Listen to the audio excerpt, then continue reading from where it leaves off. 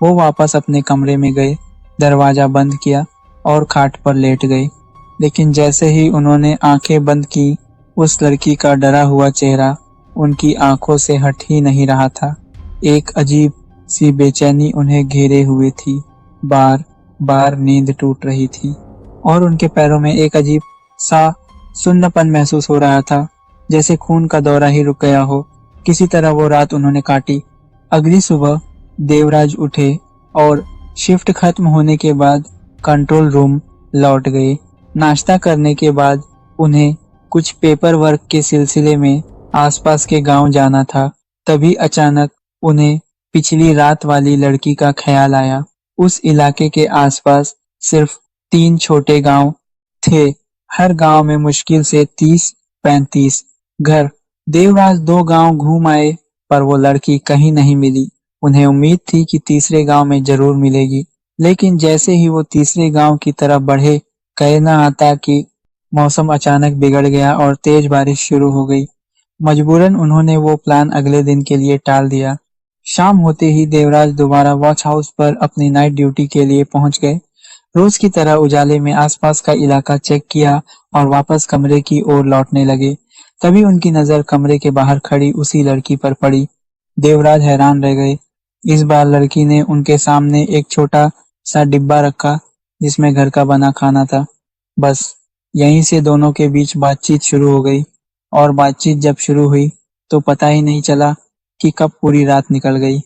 इस बीच देवराज ने उससे उसका नाम पूछा। उसने बताया, रुक्मिणी। सुबह करीब 5 बजे वॉच हाउस के कम्युनिकेशन बॉक्स पर कंट्रोल रूम से मैसेज आया कि देवराज को रूटीन पेट्रोलिंग के लिए निकलना है। दोनों बाहर आए। रुक्मिणी अपने गांव की तरफ चली गई और देवराज जंगल का चक्कर लगाकर कंट्रोल रूम पहुंच गए। जैसे ही वो कंट्रोल रूम पहुंचे, उनके सीनियर ने उन्हें देखते ही पूछा, तबीयत तो ठीक है ना? आंखें इतनी सूजी हुई क्यों हैं? देवराज ने सोचा कि शायद 2 रातों की नींद पूरी ना की वजह से ऐसा हो रहा है। सीनियर ने उनका अगले दिन का गांव वाला काम रद्द कर दिया और आराम करने को कहा।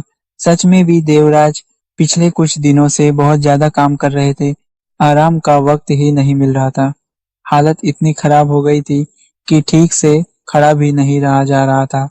बिना नाश्ता किए, बिना लंच किए वो सीधे जाकर सो गए। शाम को जब उनकी आंख खुली तो ऐसा लगा जैसे कुछ हुआ ही ना हो। बिल्कुल तरोताजा महसूस कर रहे थे।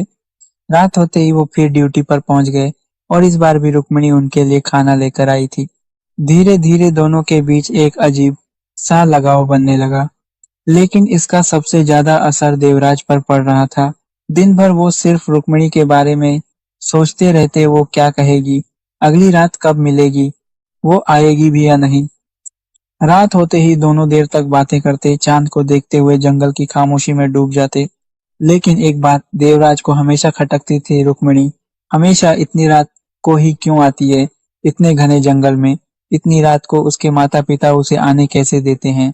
और पूरी रात वो उनके साथ गुजार लेती है तो उसका परिवार उसे ढूंढता क्यों नहीं? चाहे गांव हो, चाहे शहर, चाहे कोई भी दौर। अगर कोई बच्ची इतनी रात घने जंगल में जाती है तो माता पिता को फिक्र तो होती ही है। लेकिन रुक्मिणी के मामले में ऐसा कुछ नहीं था। अगली सुबह वही रूटीन दोहराया गया। देवराज कंट्रोल रूम पहुंचे तो सीनियर ने फिर पूछा, सच में कोई दिक्कत तो नहीं? सिर्फ 2 दिन में तुम्हारी हालत ऐसी कैसे हो गई? लेकिन देवराज का ध्यान कहीं और ही था।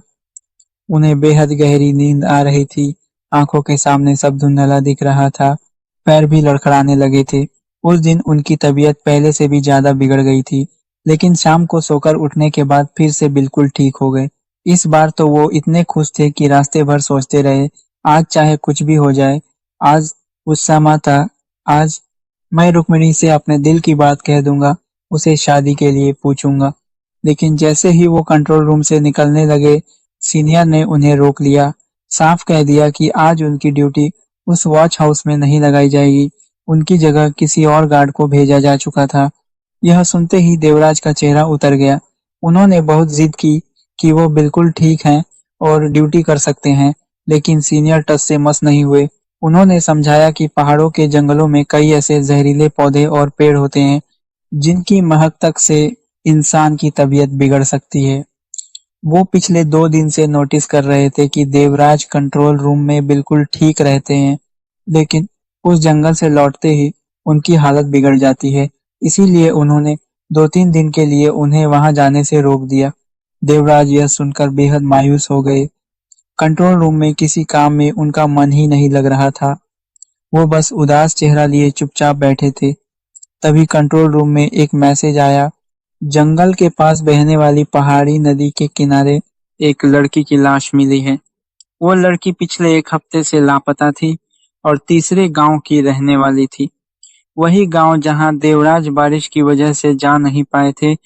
देवराज, उनके सीनियर और कुछ फॉरेस्ट गार्ड तुरंत लोकेशन पर पहुंचे। लाश नदी से बाहर निकाली जा चुकी थी।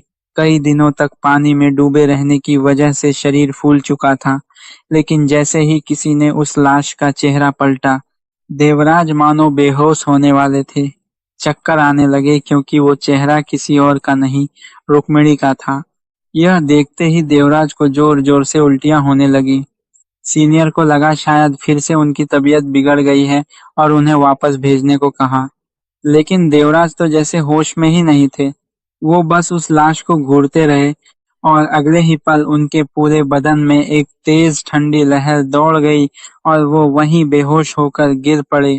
जब उनकी आंख खुली तो वो अस्पताल में थे, हाथ में ड्रिप लगी हुई थी।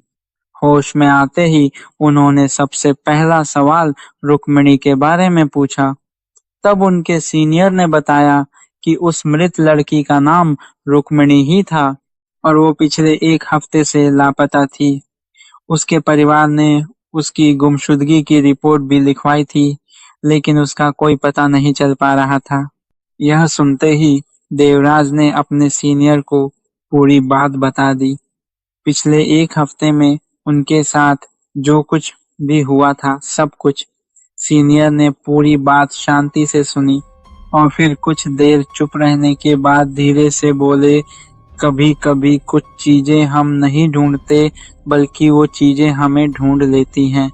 कहते हैं, किसी की मौत के बाद कुछ दिनों तक उसकी आत्मा आसपास ही भटकती रहती है और कभी कभी वो किसी इंसान के संपर्क में आ जाती है और बदकिस्मती से इस बार वो इंसान तुम थे। इस पूरी बात के कुछ ही दिनों बाद सीनियर ने देवराज का ट्रांसफर किसी और जंगल में करवा दिया, क्योंकि अब सीनियर को भी सब कुछ समझ आ चुका था और देवराज में खुद भी इतनी हिम्मत नहीं बची थी कि वो दोबारा उसी जगह पर जाएं जहां उन्होंने अपने एक ऐसी याद बनाई थी, एक याद जो शायद एक दिन पहले तक उन्हें सबसे प्यारी लगती थी। ऐसा एहसास जो उन्होंने अपनी पूरी जिंदगी में कभी महसूस नहीं किया था और एक ही दिन बाद वही एहसास सबसे डरावने किस्से में बदल चुका था। एक रात पहले जो प्यार था, एक रात के बाद वही सबसे गहरा डर बन चुका था और देवराज उस डर का सामना करने से बिल्कुल कतराने लगे थे। वो कभी वापस उस जगह नहीं जाना चाहते थे और उनके सीनियर भी यह बात अच्छी तरह समझते थे। जिसके बाद देवराज का तबादला हमेशा के लिए कहीं और हो गया। यह थी आज की कहानी।